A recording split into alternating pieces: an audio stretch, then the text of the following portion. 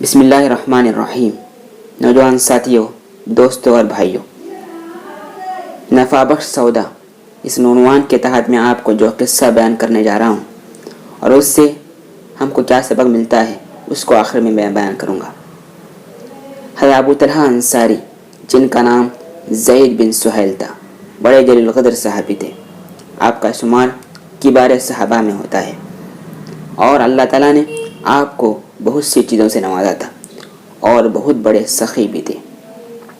اللہ کی راہ میں وقفے وقفے سے غریبوں میں صدقہ و خیرات کیا کرتے تھے اور انہوں نے اپنی زندگی میں تقریباً پورے معرکوں میں حصہ لیا۔ جنگ احد کا آپ کا کارنامہ کبھی بھلایا نہیں جائے گا۔ جنگ احد میں جب آپ صلی اللہ علیہ وسلم پر تیر برس رہے تھے اپنے آپ کو صحابی رسول نے، اس جلیل القدر صحابی نے بطور ڈھال پیش کیا تاکہ نبی کریم صلی اللہ علیہ وسلم کو کوئی تکلیف نہ ہو، جن کے بارے میں نبی کریم صلی اللہ علیہ وسلم نے خود فرمایا، حضرت ابو طلحہ انصاری کی ایک آواز، جنگ میں حضرت ابو طلحہ انصاری کی آواز ہزاروں پر بھاری ہے۔ انہوں نے ہر طرح سے اللہ کے فضل سے نبی کریم صلی اللہ علیہ وسلم کی حفاظت فرمائی۔ ان کا ایک باغ تھا جو ان کو بہت پسندیدہ تھا۔ ویسے پورے مدینہ میں ان کے بہت سے باغات تھے۔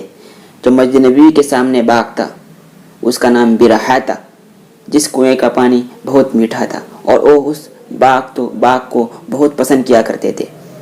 جب اللہ تبارک و تعالیٰ نے ایک آیت نازل کی، لَن تَنَالُوا الْبِرَّ حَتَّى تُنْفِقُوا مِمَّا تُحِبُّونَ، یعنی تم نیکی کے اعلیٰ درجے تک اس وقت تک پہنچ نہیں سکتے تم اس چیز کو خرچ کرو جو تم کو پسند ہے۔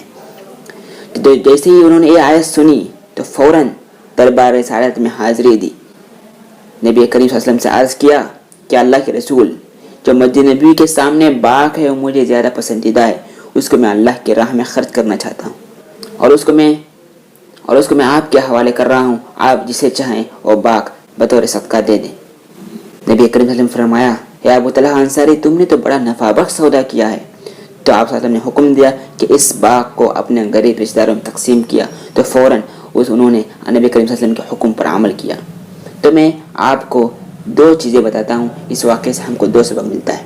ایک تو صحابہ کا مزاج تھا کہ جیسے اللہ کی طرف سے کوئی بشارت، کوئی حکم یا کوئی چیز نازل ہوتی تھی تو فوراً اس پر عمل کیا کرتے تھے، اس کے عمل میں دیری نہ کرتے تھے، وہ صحابہ کا جذبہ تھا۔ دوسری چیز ہم کو معلوم ہوتی ہے، جو ہم کو زیادہ پسندیدہ ہے وہ ہم اللہ کے راہ میں اس کو خرچ کریں، تبھی ہم اعلیٰ درجے کے نیک آدمی کہلائیں گے۔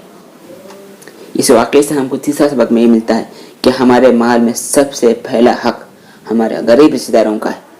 یعنی ہم تو دکھاوے کے لیے آج کل ماحول ہو گیا کہ دوسروں کو دے دیتے ہیں، ساری دنیا کو دیتے ہیں، چراغ تلا اندھیرا، اسی کا غریب بھائی، اس کا غریب رشتہ دار وہ بھوک سے فاقے میں ہوتا ہے، مر رہا ہوتا ہے، اس کا خیال نہیں رکھتے۔ اور ایک بات بتا دوں، آج ہم اپنی پسند کی چیز سے دور کرنے کی بات، اپنی پسند کی چیز کو خرچ کرنے تو دور کی بات، ہم آج دوسروں کی چیزوں پر بھی غلط نگاہ سے دیکھتے ہیں۔ تو بس میں دعا کرتا ہوں اللہ تعالیٰ سب سے پہلے مجھے بھی اور آپ تماموں کو عمل کی توفیق عطا فرمائے۔